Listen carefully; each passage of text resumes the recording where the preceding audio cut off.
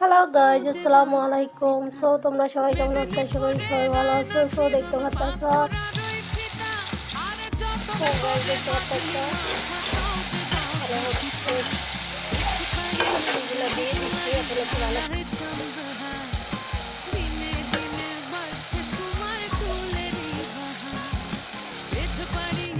So guys দেখতে পাচ্ছ আমার কষানো হয়ে গেছে।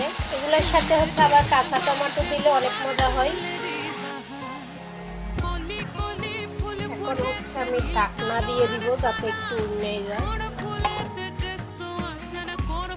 তো দেখতে পাচ্ছ আমি এগুলোতে কিন্তু অনেক কিছু পানি দিই নেই, দেখো কতগুলো পানি উঠে গেছে।